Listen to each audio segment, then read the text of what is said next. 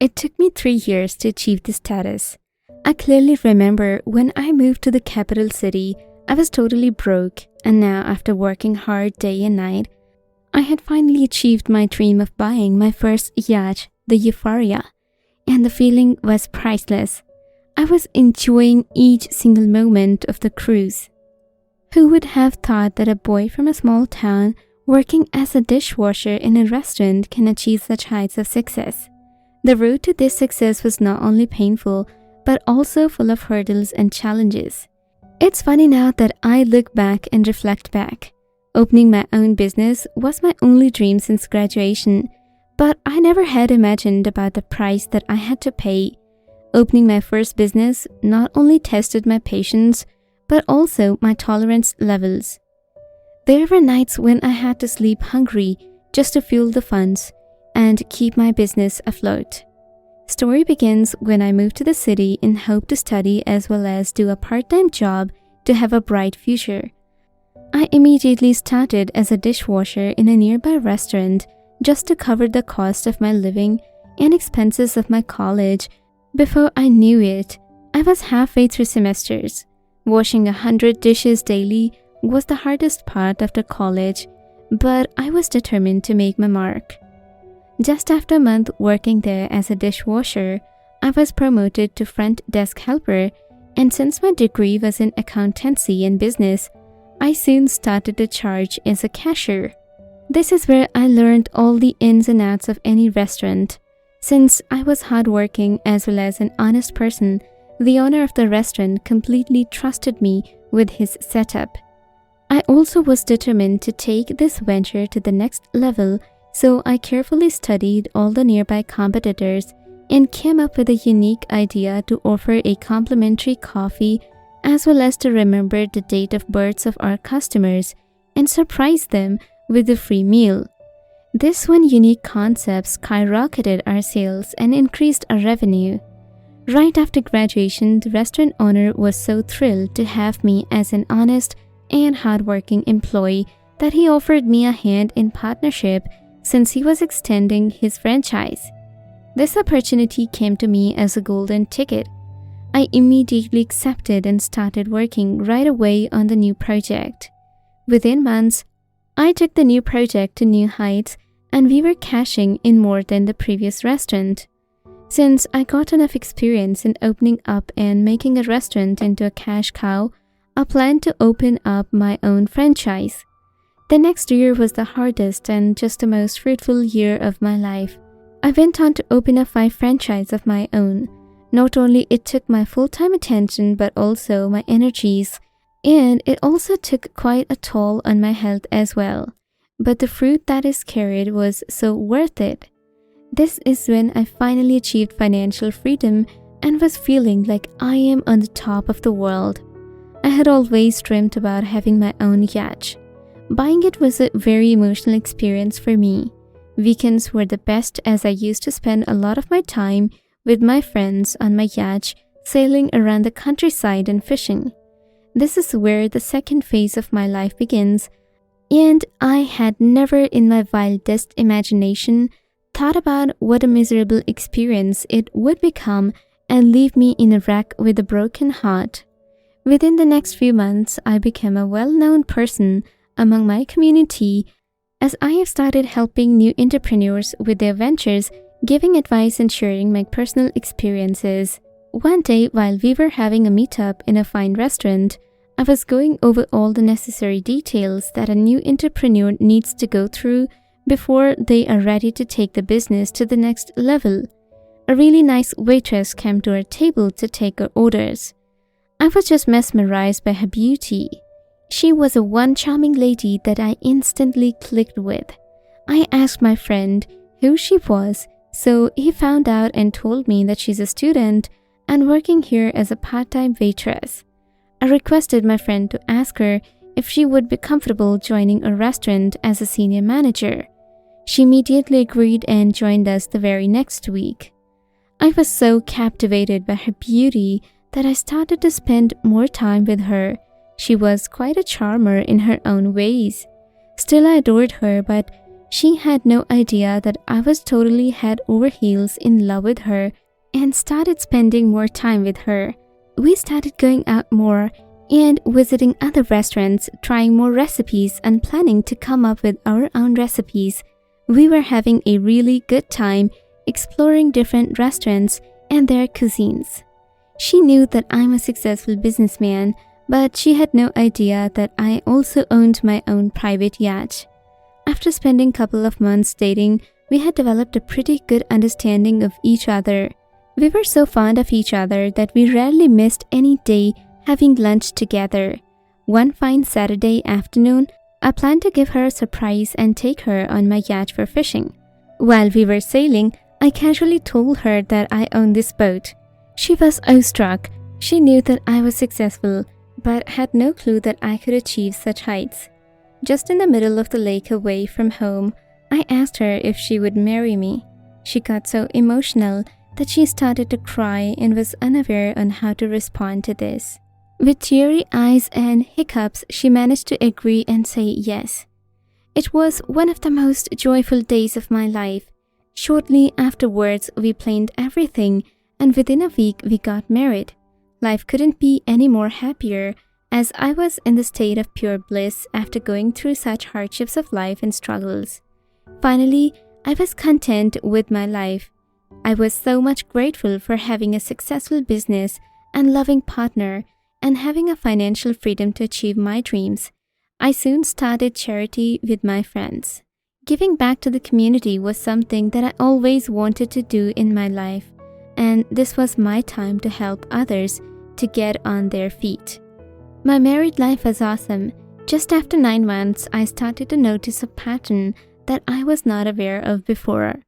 Though everything was going great, she started taking more and more interest in my business. Her curiosity was something that I really admired. I was totally unaware of the greed that she held within. It took me 1 year to understand how misperceived I was and how dangerous she will be in the coming times. In the beginning, everything was perfect and we never had any fight. As I was providing for the college fees as well as offering her partnership and stake in my business, and also was taking care of all the expenses and mortgages. It took me a couple of months to grasp the idea that she had basically started to audit my income and overall revenue of all my business. First, I tried to ignore it. Soon it became too much as she was demanding to know all my assets and how much I was making, and wanted to have more of a share and more dividends for herself. This is where I drew the line, as I had worked day in and day out to achieve where I was, while she just wanted to have the same thing for her without any effort required. At first, the love was without any money involved, but as soon as I made her my partner, it was the major concern how much she was taking home. While I really love her with my whole heart, she just wanted to make more and more. Now we were having more and more fights than ever before. All the concern was money, and it was way too much for me, as I had never imagined in my wildest dream that I'll be fighting with my wife over just few $1,000s. But now it was over my head and increasing day by day, and I had no clue how to overcome it, though I tried to consult few psychologists and discussed with them in details. Yet it was not enough, as each time we had our debate, it always went one-sided. As if you love me and you would give me 50%, but I was totally out of clue how to handle the situation. We went on retreat, tried couple therapy, as well as did volunteer work. I tried my best to reason with her that it was my hard-earned money and I had worked day in and day out just to be where I am. And I was taking really good care of her. There's no need to have this debate. Yet she was persistent in her point of view. I was so grateful that I did my prenup, because what was yet to come, I had no clues that it would shake the pillars of my business. If it was not for prenup, I would have gone broke emotionally, mentally, as well as psychologically. Although there was a rift between us now, still I trusted her. Until one day while we were on a boat having a long trip, she was constantly having conversations with someone on the phone. This started bothering me as I wanted to repair our relationship and spend quality time with each other while she was already giving it to someone else. As I knew her so well, she rarely gave that much time to her friends or family. It left me with only one possibility, that she was having conversations with someone else and possibly might be interested in someone. Although I was not fully convinced, yet it opened a window of doubt in my head. Just to be on the safe side, I came up with a plan to follow her tracks and know what was really going on. As she was gaining really aggressive on me to divide more of stake in partnership, and at the same time she was having a conversation with someone else. I had my doubts, yet I made a paper plan to find all about it. On her birthday, I bought her a new phone which was the latest in the market and was very expensive. But before giving it to her, I installed a tracking app that will record all the messages as well as her movements in the GPS. This would help me understand what was going on her side and why she was so much about money all the time. It did not take long before 8 minutes for me to shake, and I was having panic attacks and the hardest time of my life. Not only was I being betrayed, but also I was being backstabbed in the most inhuman way possible. Once I went through the chat history, I was frozen as a person.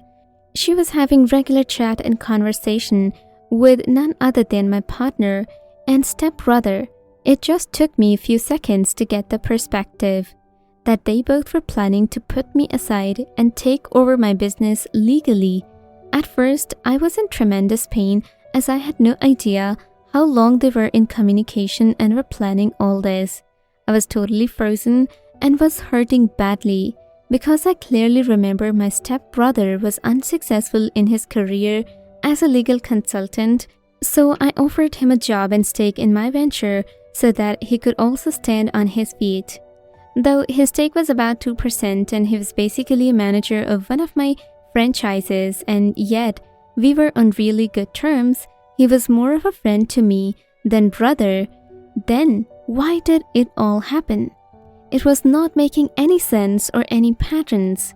As I was going through my wife's chat history, she was not only communicating the business plan with him, she was also pretty intimate in her chats, and they both were discussing how to dethrone me from my own empire and take all the control legally while getting away with my yacht and all my restaurants.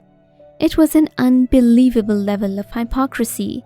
It was very, very painful for me in the start as I could not sleep many nights just by knowing the other person sleeping next to me. How cold-hearted and mean she would be to plan this all, yet I kept quiet and to myself, and ultimately I was planning to catch them both red-handed and to do justice to them. One thing that I was so grateful for was that I have not given any legal leverage to my wife or my stepbrother, as they both were still my employees and very lowest level stakeholders just as formality. They both used to meet each other behind my back in various restaurants or parks, yet I decided not to follow them or catch them red-handed in person. In fact, I came up with a brilliant idea to expose them publicly and in front of all my family members and everyone what they really were planning to do to me and what they could be capable of, and to make a lesson out of them. On the next birthday of my stepbrother, I planned and invited everybody to the most expensive rooftop restaurant in our city and bought really expensive gifts for everyone so that they will remember this night forever in their minds. Everyone was so grateful for the gifts that I gave them and were very happy to attend this party that I had arranged for my stepbrother, and everybody was complimenting me and how helpful I have been to them and to the society, and how I was contributing to the poor and how I was the main pillar of my family. My stepbrother was also very grateful to me and gave toast in my regard, and was constantly complimenting me how doomed he was if I was not there to help him step up, and how would he be forever in debt to me. This was the most lame statement that I had heard, yet I kept quiet and was waiting for the right time to speak. After everyone had dinner and were well fed, the friends were standing to leave. I waited a bit longer so that only family members remained so that I may start to talk. After all my friends were gone, I requested in my family members to sit around the table as I have something to say. I started my slides showing both of their pictures together in the park, in the residence, and in the public places, holding hands, talking to each other, being intimate to each other, as I had a private investigator to take all these snaps and capture them as an evidence. After that, I moved to show all the text messages that they had exchanged behind my back, and the conversation that was going through about acquiring my business legally and leaving me penniless and to move to another state and have a new fresh start. The look on both of their faces was they were horrified to the core as they had no idea and neither were expecting any such thing. They both were horrified and speechless as they both sat in front of everybody, and everyone was seeing their faces in shock, and it was very evident on their faces that this was not a lie, and to back it all up, I had it all written as evidence as well as in the form of pictures. After showing it to all, I told everybody everything about what really was going on between me and my wife and what she has been doing in the past few months, insisting me to give her the major stake in restaurants and was very distant towards me. At first, I was also not making any sense, but after gathering all this evidence, it was pretty clear that both were planning this for a long time. After making an example out of them in front of my family, I handed over my wife divorce papers as well as kicked her out of my business, leaving her penniless. Also, I fired my stepbrother from my business, and to make an example out of him as well, I posted in all business communities to be aware of him as he is a deceiver. Though this transition was very painful to me, yet I somehow managed to pull through as I had been through rough times before. Within few months, not only I was surviving but also started to thrive in my business. My profits were doubled as my core focus was now the growth of my ventures. About my wife, she's still a waitress in some low-grade restaurant and my stepbrother is working as a janitor in college.